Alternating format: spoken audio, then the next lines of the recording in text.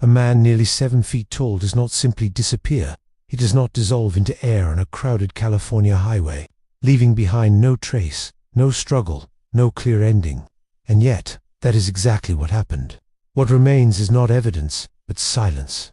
A silence that has stretched across years, refusing to answer a simple, unsettling question. This is not a story of violence in plain sight. It is not marked by obvious crime scenes or broken glass. It is a story defined by absence, an unsolved mystery where the most disturbing element is not what was found, but what was never found. And at the center of that void stands one name, quietly echoing through unanswered time. Rico Harris, a former professional basketball player. A man with a past that was complicated, but not beyond repair. A man who, by all appearances, was beginning again. The kind of person whose story should have moved forward, not stopped abruptly. And yet, somewhere along a stretch of road, his narrative simply ends. Before that night, everything seemed to be shifting toward something better. Rico was preparing to leave California behind, heading north to Seattle. It was more than just a relocation. It was an emotional transition, a deliberate step away from old patterns and toward stability, even hope. For someone who had lived through cycles of addiction and recovery, such transitions carry weight. They are not simple changes in geography. They are fragile psychological thresholds, moments where the mind is caught between who it was and who it is trying to become, and sometimes that tension is not visible from the outside. Rico had struggled with substance abuse in the past, a battle that had shaped much of his adult life. Addiction does not simply disappear when sobriety begins. It lingers in memory, in habit, in neural pathways that do not easily forget. Recovery is not a clean break. It is a constant negotiation with one's own mind. But at this point in his life, Rico appeared determined. He had made progress. He had reconnected with purpose. There was a sense, at least to those around him, that he was moving forward. That whatever darkness once held him was slowly losing its grip. Or at least, that is what it looked like from a distance. He had plans. He had someone waiting for him. In Seattle, his girlfriend represented not just companionship, but a future that felt attainable. Their relationship carried expectation, but also reassurance. It offered a form of emotional anchoring, something stable in contrast to his past. She would later become one of the last people to hear his voice. But at this stage, she was simply part of a hopeful chapter. A person who believed in him, who expected him to arrive, who trusted that this journey would end the way all ordinary journeys do, with a destination reached and a life continuing. Rico's physical presence was impossible to ignore. At nearly 7 feet tall, he stood out in any environment. During his time with the Harlem Globetrotters, that presence had been an asset. It gave him identity, recognition, and a sense of belonging. But outside of that structure, identity becomes more fragile. Athletic careers often end earlier than expected, and when they do, they leave behind a vacuum. For some, that void is filled with new purpose. For others, it becomes a space where uncertainty grows. Rico's life after basketball did not follow a straight line. It moved through instability, through mistakes, through attempts at correction. It was not defined by a single narrative, but by contradiction. Strength stood beside vulnerability. Discipline shaped on the court existed alongside chaos of it. These tensions are not rare, but during periods of change, they can intensify. What seems balanced on the surface can quietly shift into something far more difficult to contain. In the weeks before his departure, those close to him noticed subtle changes. Nothing alarming enough to demand action, but enough to leave an impression. A slight distance in his presence, a quiet unease beneath ordinary behavior. These signals are often overlooked, dismissed as temporary, until they are later reinterpreted with deeper concern. Stress does not always arrive with intensity. It can build silently, especially for someone in recovery. His mother understood this well. His stability, she knew, was never absolute. It required constant balance. And even when everything appeared calm, she remained aware that, under certain conditions, that balance could quietly begin to give way. California was not just a place for Rico. It held memories shaped by both opportunity and failure. Leaving it behind was more than a physical move. It carried symbolic weight, a quiet attempt to distance himself from a past he may have been trying to outgrow, or perhaps escape entirely. Seattle, in contrast, represented possibility. A fresh environment, a different pace, a chance to rebuild. Yet the mind does not reset with location. It carries history forward. Sometimes, the act of leaving intensifies internal conflict, forcing unresolved emotions to surface rather than allowing them to fade into distance. What makes this case unsettling is not only the disappearance, but the absence of any clear threat. No enemies, no visible danger. This shifts the focus inward. Some disappearances begin within, where perception fractures and emotional stability quietly erodes, long before the outside world realizes something is already going wrong. And yet, when he began that journey, nothing seemed clearly wrong. There were no alarms, no warnings, no visible signs of collapse. Just a man driving north toward what appeared to be a new beginning. A simple departure, carrying uncertainty that no one around him could fully recognize or understand. No one could have known this would be his final confirmed moment. That the road would end, not an arrival, but an absence. Somewhere between intention and destination, something unseen gave way. What remained was silence, stretching endlessly, leaving behind only questions and a name without an answer. On October 10, 2014, Rico Harris began his drive north from Alhambra, California, toward Seattle. It was a long journey, one that would take him through highways, valleys, and stretches of isolation. There was nothing unusual about the start. His departure was quiet, almost routine, marked by intention. Throughout the early part of the drive, Rico remained in contact with his girlfriend. The conversations were not alarming. They carried the tone of someone focused on arrival, moving steadily toward a destination. His voice, by all accounts, sounded normal, though perhaps slightly tired from the hours already spent on the road. Long-distance driving creates a particular mental state. The rhythm of the road can induce reflection, sometimes even detachment. For individuals with complex inner worlds, this solitude can amplify thoughts, usually kept at a distance. It becomes a space where the mind is left alone with itself, uninterrupted. At some point during the journey, Rico continued updating his girlfriend. His communication was consistent, creating reassurance. There was no indication that anything was about to go wrong. No abrupt shift in tone, no signal his internal state was deteriorating. Everything appeared aligned with expectation.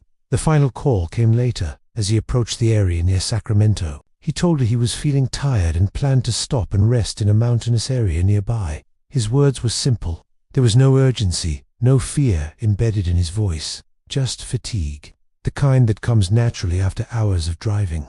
That detail matters, because in many disappearance cases, the final communication carries a hint of distress. Here, it did not. It suggested normalcy, a pause in the journey, not an end. And yet, that call would become the last confirmed moment of connection. After that conversation, the line of communication stopped. There were no follow-up messages, no additional calls, no updates. The silence that followed was not immediate cause for alarm, but as time passed, it began to stretch beyond explanation. The area where Rico was last believed to be traveling leads into Yolo County, near Interstate 5. This region transitions from developed highway into more rural, open terrain. It is not entirely isolated, but it offers pockets of distance, spaces where visibility decreases and the environment becomes less predictable. Witnesses would later place him at a gas station in this area. Observations described a man who appeared disoriented, not enough to trigger immediate intervention, but enough to linger in memory once the disappearance became known. One detail stood out with unusual clarity. Rico was reportedly seen walking barefoot on the side of a highway at night. For someone of his size and physical awareness, this behavior deviated sharply from what would be considered rational or safe.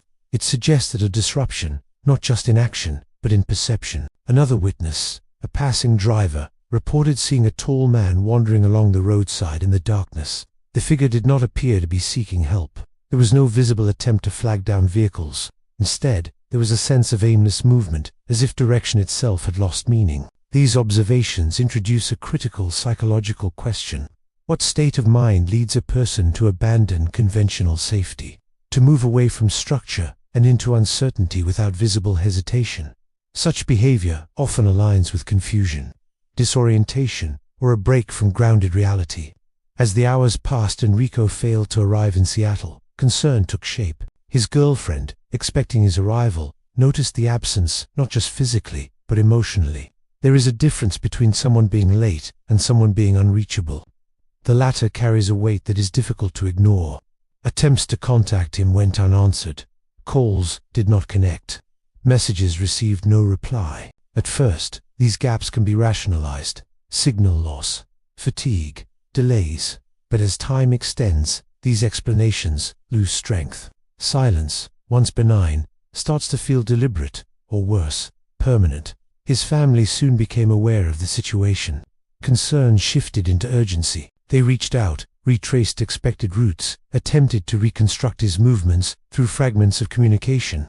Each unanswered call reinforced a growing realization that something was not right. After several days without contact, the situation was reported to authorities. A missing person case was initiated, and the focus turned to the most tangible clue available: his path, and the place where his presence had last been observed. It did not take long before his vehicle was located. Abandoned near the highway, intact. There were no signs of collision, no visible damage suggesting a forced stop. The car did not tell a story of struggle. Instead, it suggested a voluntary separation, a moment where the driver chose to leave. Inside, there were no clear indicators of what had happened next. Personal items were present, but one critical object was missing. His phone was not found. In modern investigations, a phone often acts as a digital trail. Its absence removes a layer of insight, leaving behind only physical evidence. The absence of disturbance around the vehicle created a quiet paradox. Without signs of accident or external threat, attention turned inward. Focus shifted to behavior, to decision-making, to the possibility that whatever unfolded did not begin on the road, but within the mind of the man who chose to step away from it. Then a detail emerged that deepened the uncertainty. A witness reported seeing Rico walking away from the highway, heading toward a remote, wooded area. Not toward safety or visibility, but toward isolation. Such a direction challenges instinct, unless instinct itself has been altered by confusion, disorientation, or an internal shift not immediately visible. Search teams later concentrated on that terrain, but found almost nothing. No confirmed footprints, no belongings, no defined trail. It was as if his presence faded upon entering that space. The sequence remains incomplete. A man leaving structure for darkness, and then vanishing, leaving behind a silence that only deepens the mystery. The search began with a simple assumption that Rico Harris had not gone far. When authorities located his abandoned vehicle near Interstate 5, the surrounding area became the immediate focus.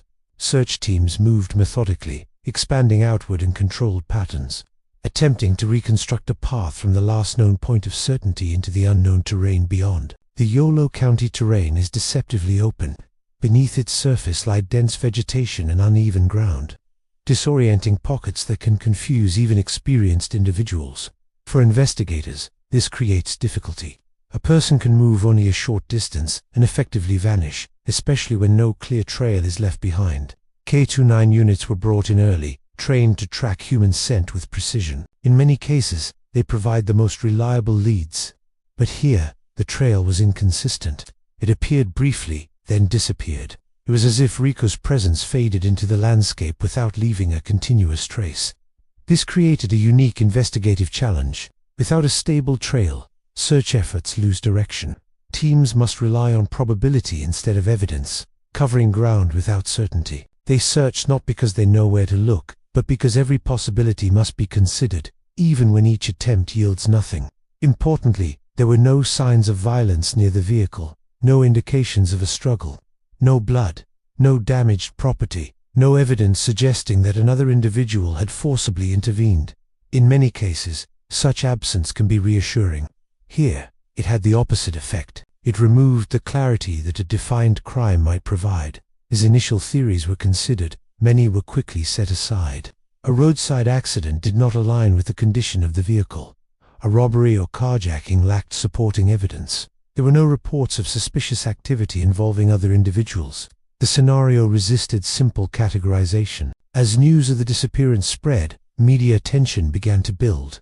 Local outlets first, then national coverage. The narrative was compelling.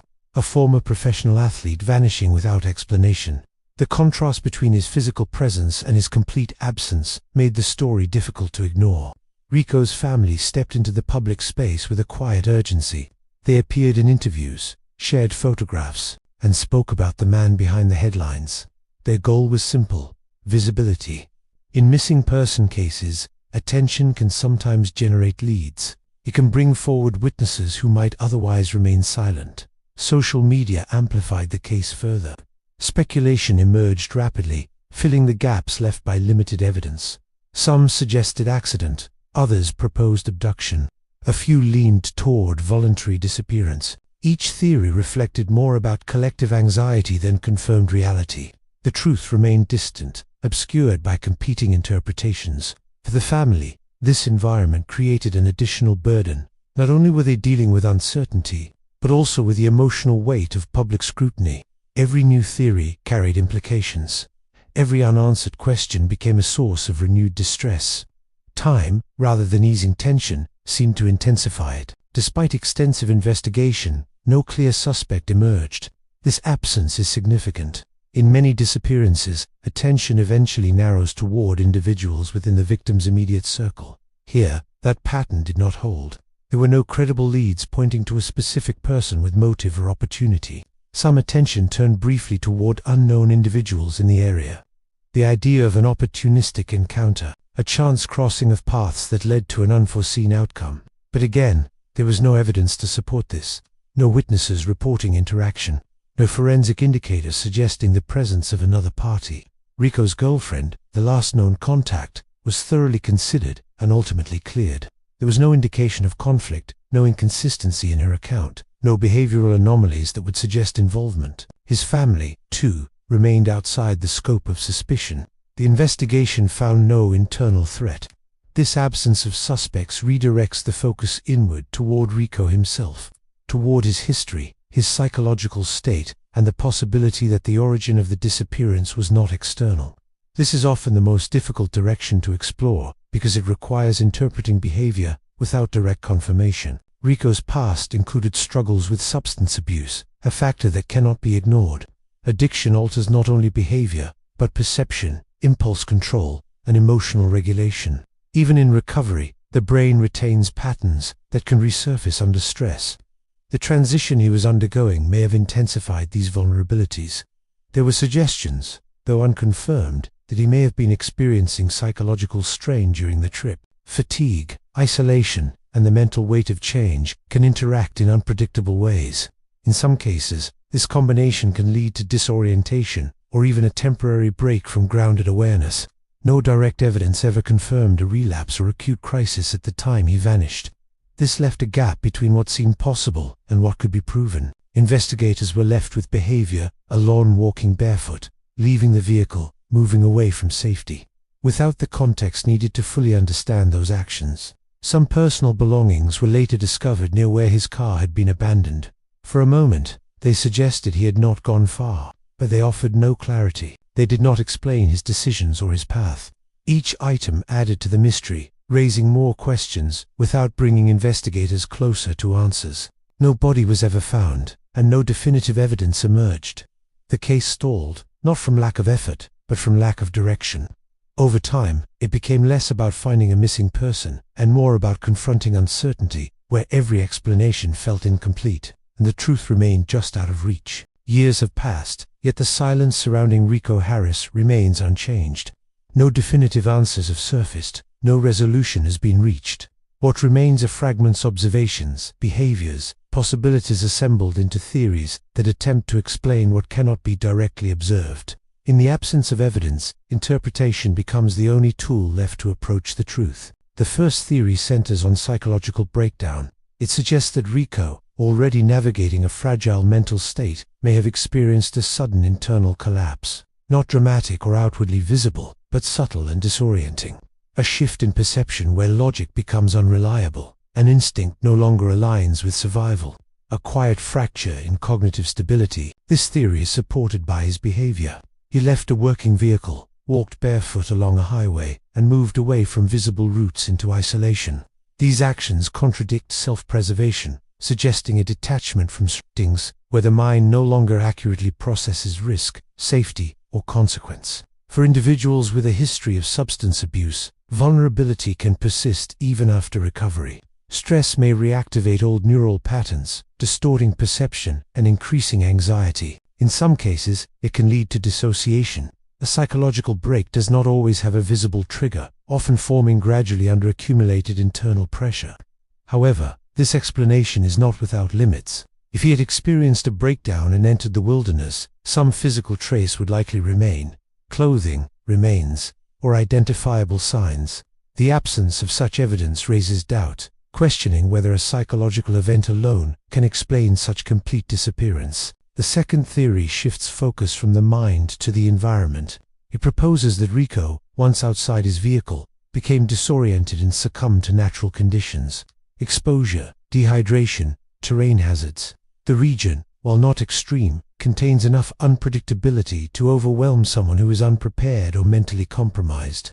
This explanation aligns with patterns seen in many missing person cases. Individuals who abandon vehicles under stress often move in unintended directions, heading deeper into unfamiliar terrain rather than toward safety.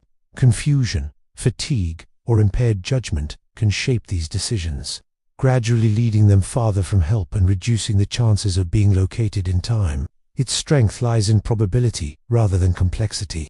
It does not require external involvement, only a convergence of environment and mental state. It explains the lack of witnesses and the abrupt end of the trail, yet extensive search efforts found nothing, raising the possibility that something essential was missed, or that the explanation itself remains incomplete. When these two theories are placed side by side, a pattern emerges. Both rely on internal disruption. One emphasizes psychological collapse, the other environmental consequence. Neither requires the presence of another individual. And yet, neither fully satisfies the question of total disappearance without trace. There is also the lingering possibility, however faint, of external involvement. An encounter with another person, an unpredictable interaction that altered the course of events. But without evidence, no signs of struggle, no witness reports, no forensic indicators, this theory remains speculative, unsupported by the known facts. The case remains suspended between explanations, neither fully internal nor entirely external. Each theory offers partial clarity, yet none delivers certainty. What keeps it alive is not a lack of ideas, but a lack of proof. So which explanation resonates more: the vulnerability of the human mind, the unforgiving force of the environment, or a possibility that lies somewhere beyond both, hidden in the final moments no one was there to witness? From a psychological perspective, Rico's behavior suggests a state of altered awareness. Walking barefoot is not just unusual, it indicates a disconnect from physical discomfort, from environmental feedback. It can reflect dissociation, confusion, or a narrowed focus where external reality becomes secondary to internal experience. The act of leaving a vehicle, especially in a remote area, is significant. It represents a decision to abandon safety. In cognitive terms, this may indicate impaired risk assessment. The brain, under stress or altered states, can misinterpret threat, leading individuals away from protection rather than toward it. For individuals in recovery, transitions are particularly sensitive periods. Moving to a new city, starting a new life, redefining identity. These shifts can trigger latent stress responses. Even without relapse, the psychological burden can be substantial. The mind, attempting to adapt, may become overwhelmed by the pressure of change. In such states, behavior can appear irrational from the outside, but internally, it may feel coherent.